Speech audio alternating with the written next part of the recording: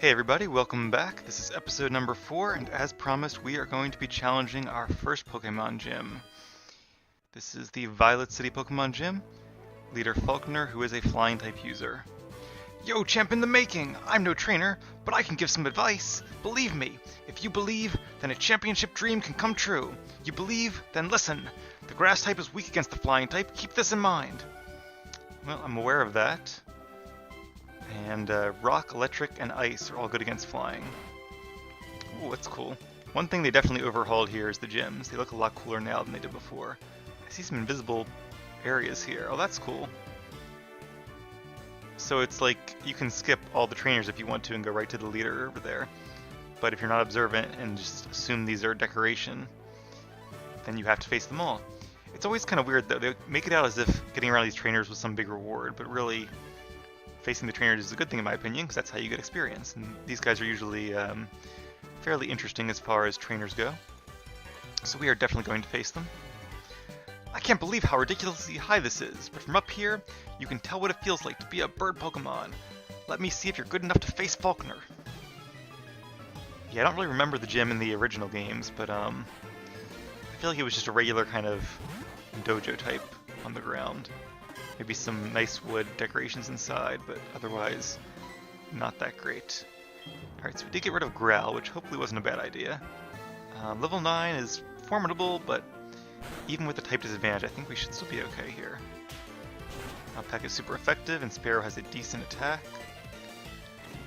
But while type advantage is definitely important, at some point level is more important. Alright, so far so good.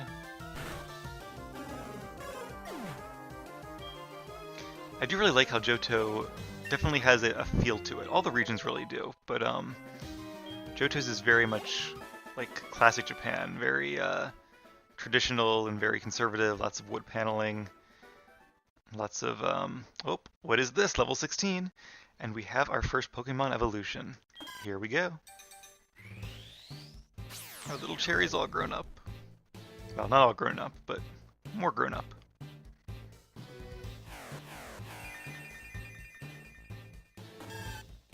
Congratulations, your Chikorita has evolved into Bayleaf. Now, when a Pokemon evolves, it becomes a lot more powerful, in almost all cases at least. Sometimes it can change type, or get a different addition type. Chikorita and its evolutions are all just pure grass types, nothing changing there. In fact, unlike Generation 1, where the grass starters were grass and poison, all three of them, or all three in the line, Bulbasaur, Ivysaur, Venusaur. And Charmeleon evolved into Charizard, which gained the flying type when it evolved. I'll let you read this if you want to, but I'm just going to kind of go through this one. They kind of took a step back with Generation 2 and made them all pure grass, water, or fire type.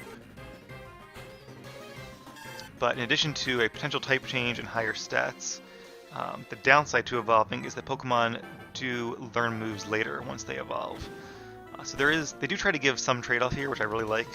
Just like with PowerPoint, you almost always want a more powerful move, but there is some reason to go with a weaker move.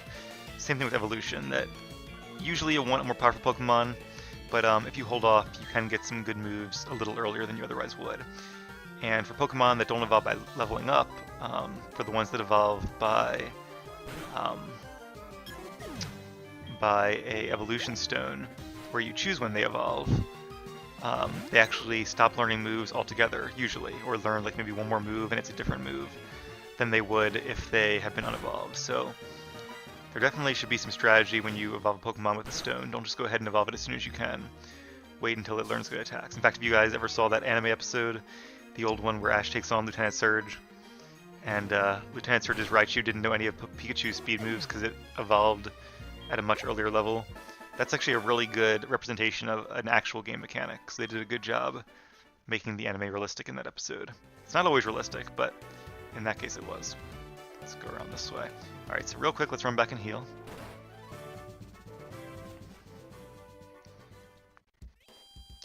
When you have a Pokemon that evolves by like friendship or trading, I'm pretty sure that the level it would learn moves doesn't change at all. At least for trading, I know that's the case. I think it's exactly the same. I think it's not even like later. Actually, that's what I just said, isn't it? Friendship I'm not as sure about, but we might be able to find out. And I think trading with an item, which is a newer evolution type, where they don't just evolve by trading, like Alakazam, or like Kadabra would to Alakazam, or Haunter to Gengar, they have to have a certain held item as well. Alright, anyway, enough rambling. It is time to face our first gym leader. That's a cool window he has back there too. Really has a nice view of the sky. And, whoops, that is not the button I meant to hit. Alright, our team is ready. Hopefully we won't have to use anybody besides Cherry, because I'd like to give him the XP. But we'll see how this goes. I'm Falkner, the Violet City Pokemon Gym Leader. People say you can clip flying-type Pokemon's wings with a jolt of electricity. I won't allow such insults to bird Pokemon.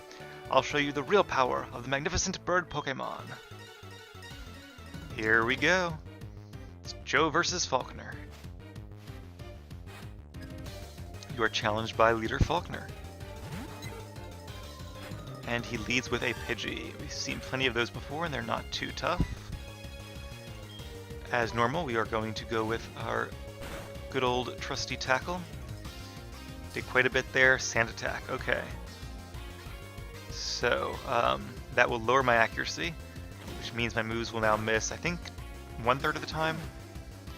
So that's not ideal, but our tackle didn't miss. And there's his best one, Pidgeotto, level 13. I think in the original games it was level like 7 and 9. They were really low. But they did upgrade them here, I guess because there are more battles now. Definitely seems more reasonable to have them at a bit of a higher level.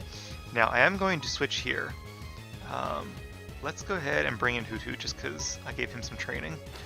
Might as well make something of it. And the reason I want to switch is because stat changes do not stick around when you switch a Pokemon. Or stat changes on that Pokemon don't switch. So in that case, my accuracy drop, it's gone. When I bring Bayleaf back out, it will no longer have reduced accuracy. Let's see if I can put... Well, no, I can't. If I put Pidgeotto to sleep, then it won't defeat Hoot Hoot, and I can't bring in Bayleaf on a free switch. So let's go ahead and use Growl. I might not survive this Gust. Gust is a flying type move, and I think it's a special attack. I think they made Peck physical and Gust special. Alright, we survived with 1 HP, that's pretty cool. And from what I recall, the AI, the artificial intelligence of the game, is actually pretty smart in this one. It's something I really like. Later games, it almost seems like they're using random moves, or they're just... it doesn't seem like they really know what they're doing. Which is really frustrating, especially when you face like a member of the Elite Four or a champion and they use a stupid move. It's like, really, this is your champion? This could be a long battle. I don't think it will be, but let's use Poison Powder. Oh, and of course it misses. That might have been a bad idea. Because that did a decent amount of damage. Let's go ahead and use Tackle then. I'm worried the Tackle won't do as much as I'm hoping. Okay, it didn't do a lot at all. That's not good. I still think it's going to do more than Razor Leaf, but Razor Leaf has that higher crit chance. Tackle is Tackle 40 or 35 base power? Actually, I want to check moves. Tackle. 35, okay. Doing some quick math here. What's 35? Half over. Actually, you know, Razor Leaf... wait, 35 plus 35 is 70. You know, Razor Leaf actually probably is more powerful, even when it's weaker. Wish I would have done that math sooner. Hopefully I'm not missing something. Because I would have used it the entire time if that was the case. I may have underestimated Pidgeotto. Okay, Roost. I was hoping he would do that. So Roost is a Generation 4 move, I'm pretty sure. And it is the TM that Falkner specializes in. It's like Recover, where it heals half your Pokemon's HP. Wait, what? Am I misremembering what Roost does, or does its effect change? I'm really confused. And I think we might have to use a potion here, which I'm really worried about. Oh, you know what I can do? Is use Synthesis. And I have to really hope the Pidgeotto does not get a critical hit, because if it does, we are in a lot of trouble. I really should have got some more levels first. I was hoping the evolution would help me, but he is also evolved. And you might be wondering, how does he have a Pidgeotto that's so good? If Pidgeotto doesn't evolve until level, I think it's 18, but you actually can catch low-level Pidgeotto in some places. I know in Pokemon Yellow you can, in Radiant Forest, so maybe he went to Radiant Forest and got one there. So what I remembered about Roost is that it does heal your Pokemon's HP by half, but for the next turn, let's use another synthesis, it gets rid of their flying type attack. Sorry, their flying type. Just gonna use Roost again. I guess I should poison him? This is really tough, because poison will do something, but it's not gonna be that great. And it missed again. Wow, this is unlucky. So power points might be the difference here. And honestly, at this point, my money's kind of on Falkner. If I had like Stun Spore or Sleep Powder, then I think I could win. But with Poison Powder, I'm not sure it's going to do enough. I definitely should have put it on there earlier, but I did not think this battle would go on this long. I'm really worried he's going to get a crit. Poison will do a little bit of damage. I thought it was the 16th. I guess it's an 8th. Right, it is an 8th because it's toxic. Well, I don't want to get too much into it. But if I can keep healing, then I don't know, because of Roost. Roost is the one that really makes this a tough fight. He can just Roost off damage all day long. And I thought that even if he Roosted, that would get rid of his flying type for one turn, and I could actually do a normally effective Razor Leaf. But maybe that's a mechanic that was only added in Generation 5 and on? I could have sworn that was the case. Or maybe it's only if your Pokemon goes second? Alright, so my only hope now is that he runs out of power points, or I get a nice crit, or I don't know. This is going to be tough. Very tough indeed. And Pidgeotto does know Gust, a flying type attack, so I'm pretty sure it can one-shot my Ghastly. Yeah, that is doing like nothing. The good news is it is consistently losing power points of Roost and losing a little bit of HP to Poison Powder. So there is a different type of poison called Toxic, which only comes from the move Toxic, and maybe like one other attack, where the amount the poison damage does doubles each turn. If I had that, then I think I'd be okay as well, but a lot of ifs here. Unfortunately, none of them are the case. So if I go first and get a crit, maybe I'll have a chance. Come on, Cherry. No, it's probably going to Roost it off, isn't it? No, it's going for the Gust. Alright, so this might be our chance.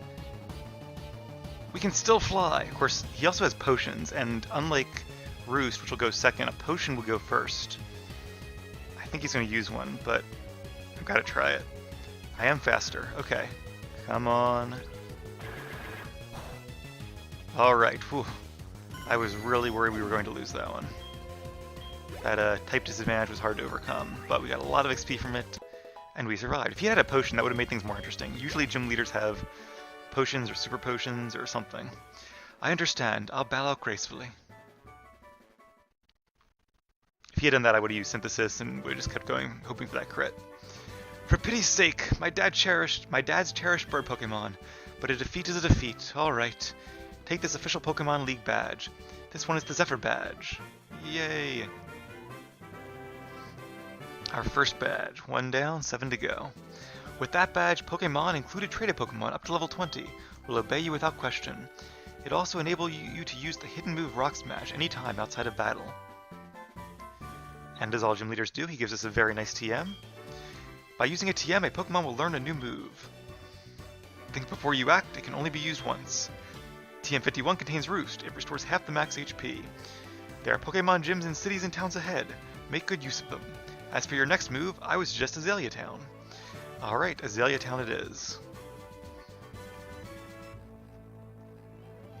I'm still really confused about that whole Roost thing. I was sure that it removed your their flying type until the next time the same Pokemon used an attack. Oh, we have a phone call.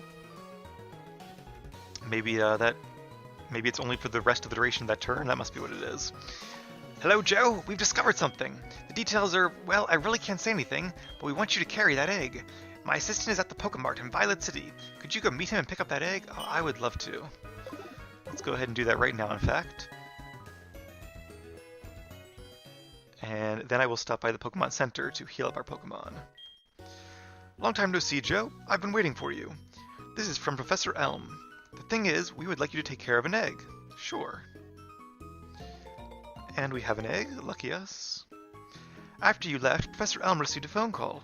I have no idea what they were talking about, but after a while, Professor Elm suddenly cried out, "I can't think of anyone more suited than Joe." Then he insisted that I hand this egg to you. That's how I came here to deliver the egg.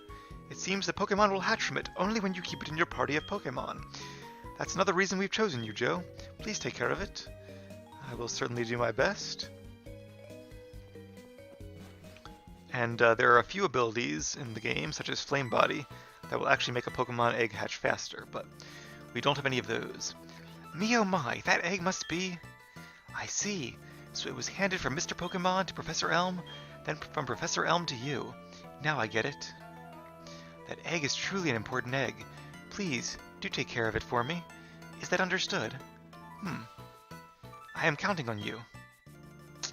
Alright, well, I will certainly do my best to take good care of it. Wonder who she is. And she said my egg, so, I wonder if she's the one who gave it to Mr. Pokemon. Very interesting how items tend to get around. Alright, so we do have a little more time in this episode. I think we should go ahead and explore the ruins of Alph. And then we'll start making our way down the next route and heading on to Azalea City. Azalea City or Azalea Town? I think it's Azalea Town, actually. Let's check our map.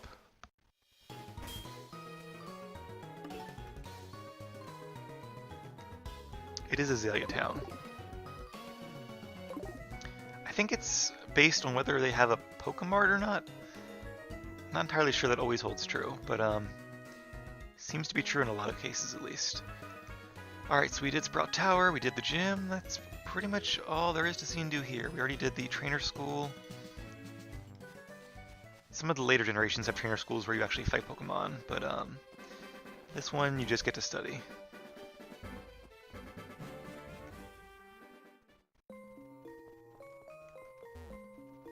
Ruins of Alph. Feel free to explore the ruins and become a fossil professor. So I do remember that a lot of the ruins are off limits until you have certain abilities, such as Surf. We don't have Surf yet, so we can't get any of those areas. We can get there, but I think that's... Actually, it's starting to come back to me now. That, I think, is the area you end up at once you explore the other areas. Let's head into the research center. See what they're doing in here. There are odd patterns drawn on the walls of the ruins. They must be the keys for unraveling the mystery of the ruins. The ruins are about 1,500 years old. That's all we know about them, but it's not known why they were built or by whom. Bravo! A promising youth who is about to start the journey of archaeology has just arrived. What? Just a visitor? Oh, I see. You got me excited for nothing. Yep, sorry. I am an aspiring Pokemon master, not an aspiring geologist. Exploration Year 10. So they've been here for quite a while. Surprised I don't know more. So unfortunately, I don't think we're going to be able to find that cool Pokemon just yet. We can use Rock Smash. Although I don't think any of our Pokemon can learn Rocks. Well, our Bayleaf probably can. But I don't really want to teach Bayleaf because, like we were told... Yeah. Like we were told, it's hard to unlearn an HM move. There is a guy that deletes them, but we won't meet him until we're in the city with the very last gym. So we'll have to find a Pokemon that we can teach the HM move that we won't mind holding on to it for a while. So let me check these parts of the ruins one more time. But I don't think there are any wild Pokemon here.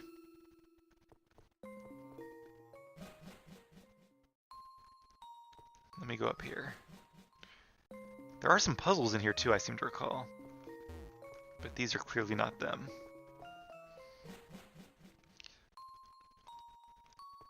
I certainly would like to take the time in the in this Let's Play to do some exploration of some of the optional areas in the game, like Ruins of Alph or Dark Cave. There's There's quite a few areas where you either only have to explore them minimally for the plot, or not even at all. But some of them are still very, very interesting. And I think they are well worth seeing. But yeah, I'm pretty sure this is just like the visitors area, where all the tourists go. And there are no wild Pokemon here. Alright, kind of a shame, but we will have to come back later. The Pokemon you find here are very interesting and very unique, but they're not really good at battle, so I wouldn't have caught one for any reason except just to have one in my collection. Or maybe have a few. They're a good Pokemon for collectors, I'll say that. So if any of you have played Pokemon and, if any of you have played Pokemon Go, but not the main series of games, you could probably hazard a good guess, and if you played the games, then obviously you know the answer. And if you just know a lot about Pokemon but haven't played Generation 2, you could also probably make a good guess. Wait up, what's the hurry? You have some good Pokemon there. It must be from the training you gave them around Violet City. The training at the gym must have been especially helpful. As a souvenir, please take this.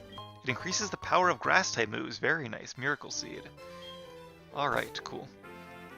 So there is at least one item for each type in the game, which increases the damage done by moves of that type. So let's find that item. There it is, the Miracle Seed. In Generation 2, when Hell items were introduced, that was also a big addition in Generation 2, they only increased it by 10%, and I know they changed that, I want to say in Generation 4. I'm pretty sure it's been changed at or before this generation. It might have been Generation 3. But if I had to guess, I would say 2 and 3 was 10%, and then it was 20% onward.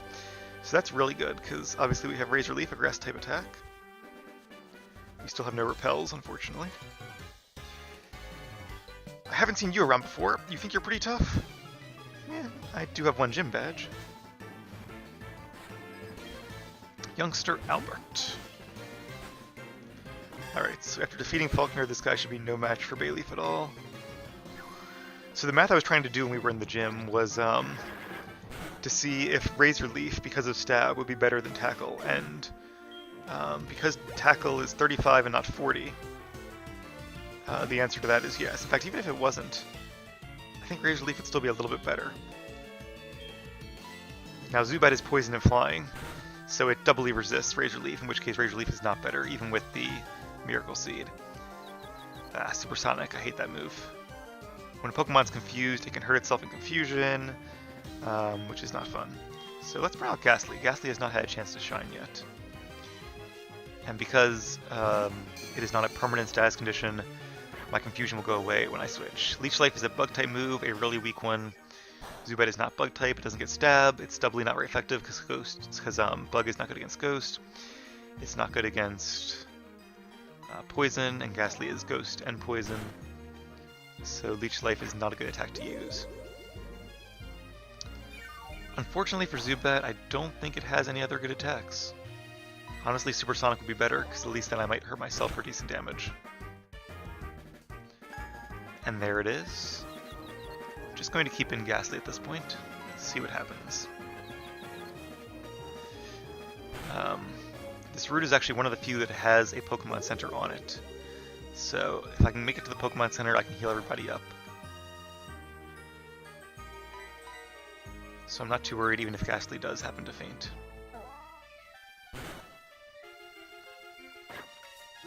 Alright, hopefully one more lick should do the trick. So yeah, getting back to the math, who said math wasn't useful?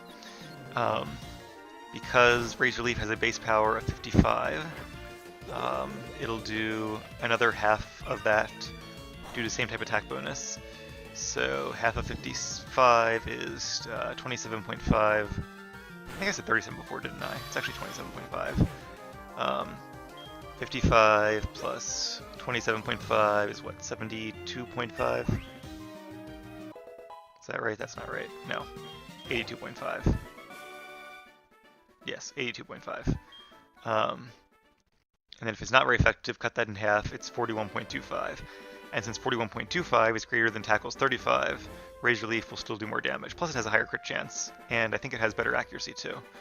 Let me check on that. I'm not sure, it might still be 95. It's either 95 or 100. Razor Leaf, still 95. So, anyway, long story short, Razor Leaf is a little bit better than Tackle, as long as you have same type attack bonus, even when it's not very effective. As long as it's not doubly not very effective. See, Pokemon is actually a lot more strategic than people give it credit for. People say it's a kid's game, and sure, you can play it just picking your favorite moves, and you'll probably do just fine. But if you want to be strategic about it and really maximize your strengths, a lot of thought can go into it. So Nidoran here is a poison type. Those of you who watch my Pokemon Red Let's Play are very familiar with Nidoran female since we trained one. Theory, that was a lot of fun. So Razor Leaf is not very effective, but like we just said, it is still the best option here. And with Miracle Seed, that gives an extra 20%, so it really does like 46-ish. No, more than that, like 48-ish points of damage. And then once you have a move, ooh, another phone number. And then once you have a move's base power, that's not how much damage it does, that's just the base power, which goes into a whole equation, which factors in your Pokemon's attack, and the enemy Pokemon's defense, and any stat changes they have, and then it determines how much health it actually does. What's down here? Oh, right, this is a little fishing bridge, that's cool. Let's go ahead and fight these fishermen. Because they will be weak to Bayleaf's Razor Leaf, so these should be nice quick battles and some easy XP. I think what I might start doing as we progress a little bit further, I'll face a few trainers for each route we go on, and I'll use repels to kind of avoid most wild Pokemon. I might face a few just to see what's available. But I don't want to spend the whole Let's Play facing wild Pokemon and every single Pokemon trainer. So I'll probably do what I usually do in Let's Plays and save a few of them for training off screen.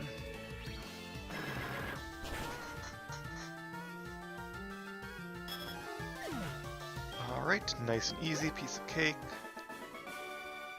Splash. Didn't make much of a splash, to be honest. Whoa, you made me lose that fish. Sorry about that, but like they say, there are more fish in the sea. Or plenty of fish in the sea. Magikarp. I was worried this was the guy that had 6 Magikarp. I think every game has one. I really hope each game does, because it's a nice tradition. This guy only has 4. Magikarp is commonly known as the weakest Pokemon. It's probably not actually the weakest. I think Sunkern is like weakest stat-wise, and there might be 1 or 2 others who are in a similar range. Phoebus is tied for it, but at least Phoebus can learn some good moves. Magikarp can't really learn many good moves. And it has decent speed, but all the other stats are very low. So even though its stat total might be worse than Sunkern's, I think a Sunkern is, in practice, still stronger. Level 15, that's a decent level though. At 15 they actually learn Tackle, so it does more than just Splash, which is a completely pointless move. Now, once a Magikarp gets to level 20, it becomes Gyarados, which goes from being one of the worst Pokemon in the game to one of the best. Gyarados is an amazing Pokemon in pretty much every generation. I haven't trained one in a very long time. I'd like to, but there are just so many water types in these games, and a lot of them are really cool Pokemon. Not sure I'll get the chance. If I did train one, it would have been in my last Let's Play, Pokemon Red, being a Gen 1, but what the heck, let's face him too. But I wanted to start with Squirtle, so didn't want to have 2 water types on my team, therefore no Gyarados.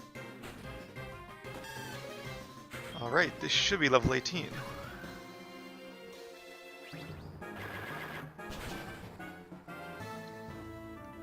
It's funny how it goes from facing Falkner in what was a very, very difficult challenge that Falkner came very close to winning, to moves that are super easy. Reflect, that's interesting. I forgot that Bayleaf can learn Reflect. That's a pretty good move. I'm going to forget Poison Powder. Pidgeotto is definitely helped too by the fact that I'm pretty sure Gust is a special attack, so the growl that I used from Hoot Hoot didn't really affect it at all. Don't young people fish anymore? I can teach you to fish as well if you'd like to exchange numbers. Sure.